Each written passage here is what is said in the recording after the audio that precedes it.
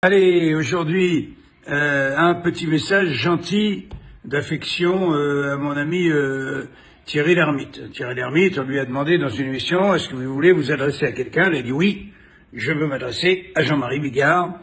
Je trouve que c'est un grand humoriste, mais là, je ne l'ai pas trouvé drôle parce qu'il préconise d'envahir le palais de l'Élysée, de sortir tout le monde dans la journée. Évidemment, c'était très fort ce que j'ai dit, c'était tout simplement inspiré de ce qui s'est passé pour le plus grand tyran sanguinaire, assassin, qui s'appelait Ceausescu. Et effectivement, Ceausescu, à un moment, le peuple, il est rentré dans le palais, ils l'ont jugé avec un tribunal militaire, ils l'ont exécuté dans les minutes qui ont suivi. Évidemment, c'était un petit peu fort. Mais je demande à Thierry, repense maintenant à la loi d'aujourd'hui. Là, on ne parle plus de complotisme, on ne parle plus de tout ça, parce que là, c'est une loi aujourd'hui que nos gouvernants donc écrivent avec l'article 6 que tu connais.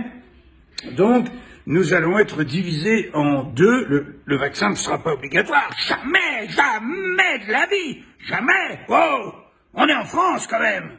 Jamais de vaccin obligatoire. Sauf que ceux qui ne se feront pas vacciner seront des citoyens de seconde zone. Voilà. Ça te rappelle vraiment rien, Thierry? Réfléchis. Quand t'es un citoyen de seconde zone, il y a un mec dans la rue qui dit vous avez votre carte de vaccination? Non? Vous ne pouvez pas rentrer dans le théâtre, vous ne pouvez pas aller au match de foot, vous allez rentrer chez vous. Et vos enfants ne sont plus admis à l'école.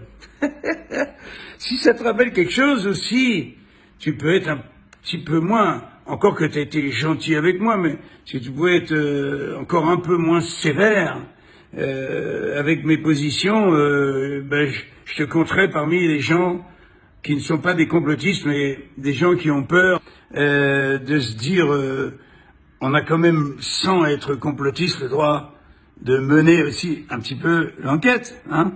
D'accord? Allez, je vous fais des gros bisous à tous. On est super mal barrés. On est au taquet, là.